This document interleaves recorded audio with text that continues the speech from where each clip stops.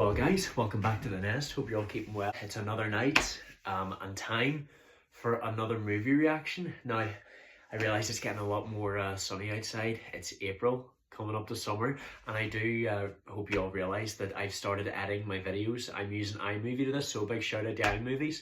This is really helping me out.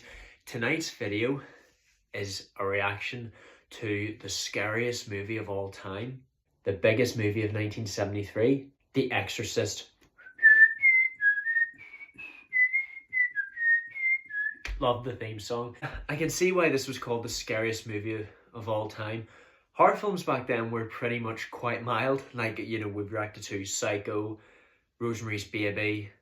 We haven't really reacted to a lot of horror movies. This kind of crossed a lot of boundaries, so it did. This movie was actually directed by the same guy who directed The French Connection in 1971, William Friedkin.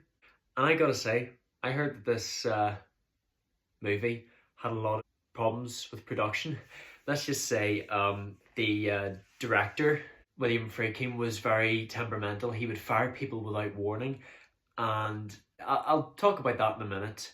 But the film starts off in Iraq, and despite, I did hear there was a lot of political instability going on in the country at that time, but they decided to film there anyway.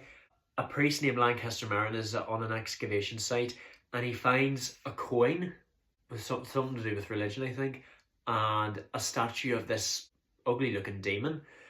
He looks up in the silhouette of a statue, thinking it's an angel, but it turns out to be a demon. The demon brings bad luck. It basically just causes like a sandstorm and two dogs to viciously fight. The main setting of the movie is in Georgetown, Washington, where an actress named Chris McNeil is temporarily living there to shoot a movie, and she is living there with her caretakers and her 12-year-old daughter, Reagan. Reagan is a very innocent, sweet little girl, but you know, let's just say shit's about to get fucking real, so it is. She finds an Ouija board down in the basement. One of the rules of life, guys, ever fuck with the Ouija boards. Yeah, that's true, don't ever fuck with the Ouija boards. Reagan decides to play about with it. A guy named Captain Howdy basically tries to play the game with her. Captain Howdy, that isn't very nice. Yeah, it's actually the fucking demon, and because of that, the demon has managed to take itself inside Reagan. I gotta say, I don't really like the demon's name. It's not scary enough. Pazuzu. Reagan has been picked by this demon because of her innocence and because she's quite weak. She's going through her parents' divorce. Her dad is away in Europe and he's not even wishing her a happy birthday. Who the fuck does that? And there's a priest living in Georgetown named Damien Karras, and he's living with his mother, but it turns out he's not just a priest, he does boxing as well. He's a very sporty guy. I think I'm losing my faith. Maybe whenever he sees what happens to Reagan, he'll change his mind. I did find out that a lot of the cast in this movie they were relatively unknown back then. The guy who plays Damien Karras, he had absolutely no experience. He's more of a theatre writer, and this was his first ever acting role. I have been told to keep an eye out for the man who plays Father Merrin, Max von Sydow, because apparently he's going to be a big star very soon in future movies. I will say, even though Max von Sydow was only in his 40s back then, they put makeup on him to appear older, like he's in his 70s or 80s. He looks way fucking older. People actually wouldn't realise that was him, and he's supposed to have very ill health. I guess if they wanted him to have ill health, they had to make him look a lot older than he was.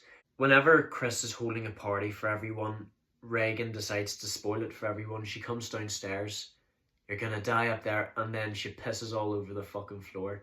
And whenever she is in bed, now I can't blame Reagan, she's been sick, but that's what happens whenever you fuck with the Ouija boards. Pazuzu begins to possess Reagan, starting off by shaking the bed violently. Mother, please! And the problem with your daughter is not her bed, it's her fucking brain. I have to say, I was really, really, really tense whenever she was having the operation to find out what was wrong with her, like the cerebral angiography.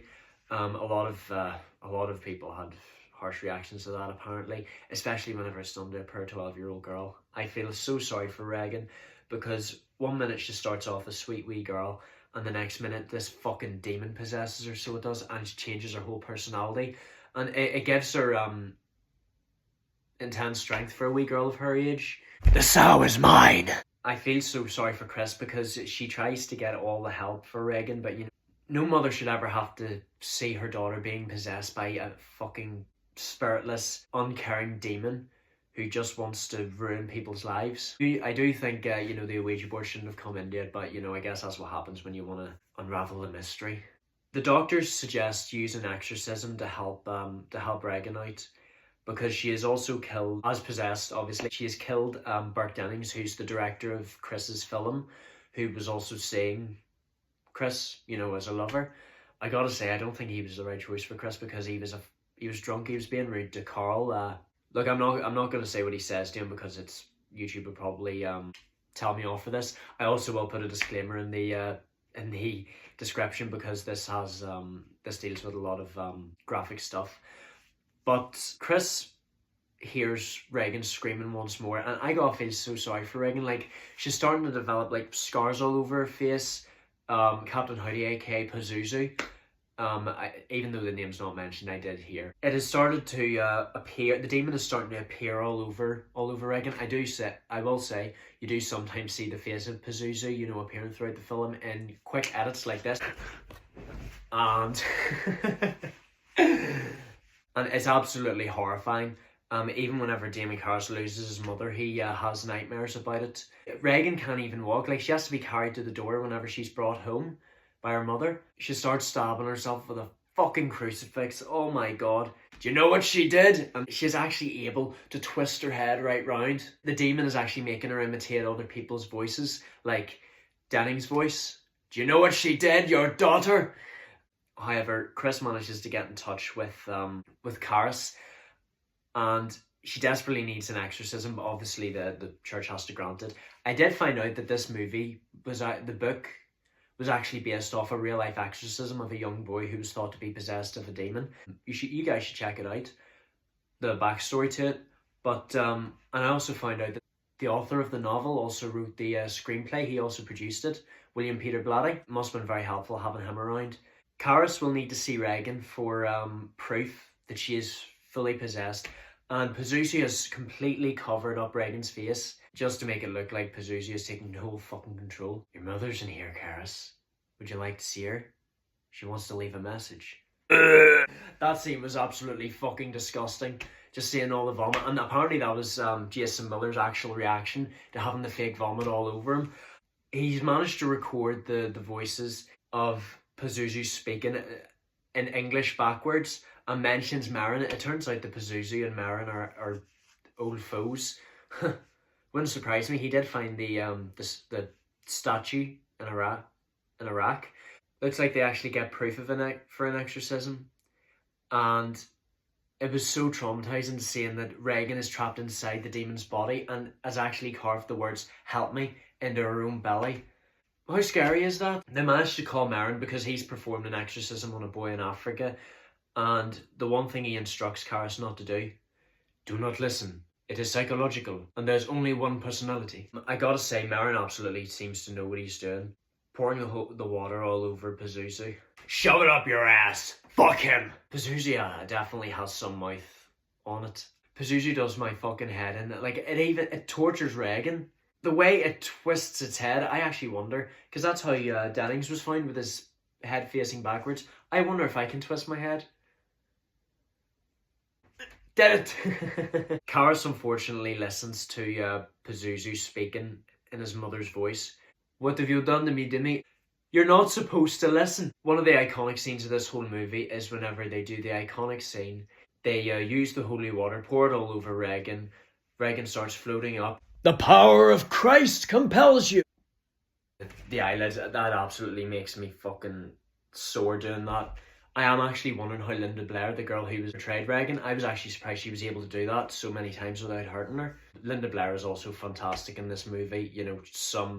They picked the right wee girl for the job. Unfortunately, whenever Karras takes a break, Marin has passed away from a heart attack, and since Marin knew all about exorcism, the only thing Karras can do is beg Pazuzu to go into him and leave Regan alone. I gotta say, I have full respect for Karras for doing this, because he sacrificed himself. It was a brave thing he did. He regained his faith. He brought Pazuzu into himself, and to prevent himself from hurting Regan, he jumps out the window. Oh! I actually found out that someone who actually did die falling down those stairs, and they've actually been called the Exorcist steps. And see why. And Regan, God help her, whenever she returns to her normal self, she's crying because she is absolutely relieved that it's all over, and Chris is just so happy to have her daughter back. And I have full respect for that man for sacrificing himself just to help a little girl. If I was there, even though I'm not a priest, if I was in that movie, the only thing I would say to Pazuzu is, fuck off, cunt! Because seriously, you're tormenting a weak little girl who is just pure innocent of heart, who does everything she can to help her mother. And Regan, she has absolutely, God help her, she's absolutely no recollection of the incident.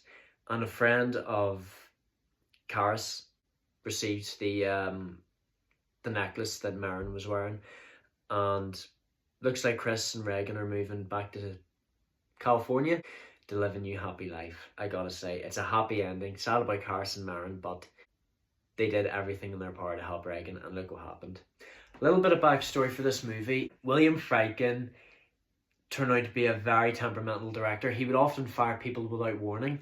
The scene where Regan was in her bedroom while possessed, he actually put the temperature down to 0 degrees Celsius, even a little bit more below, just so you could see the actors' breaths.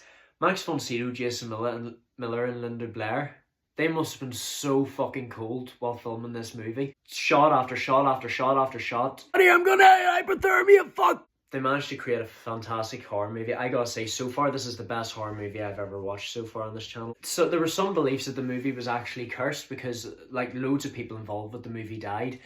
And also Ellen Burstyn, the woman who played Chris, and Linda Blair, they both suffered from lifelong injuries on their backs and everything.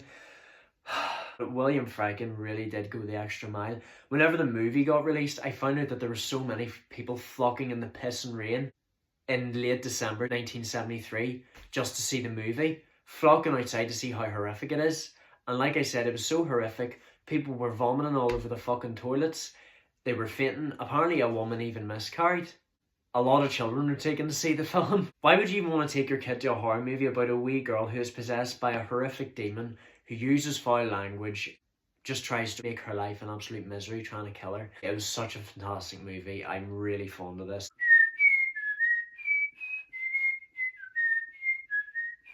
Really looking forward to more horror movies. Hope you guys enjoy this editing, by the way. You know, it's only my first time doing it on this YouTube channel, but, you know, it needs to happen to make this channel a bit more attractive.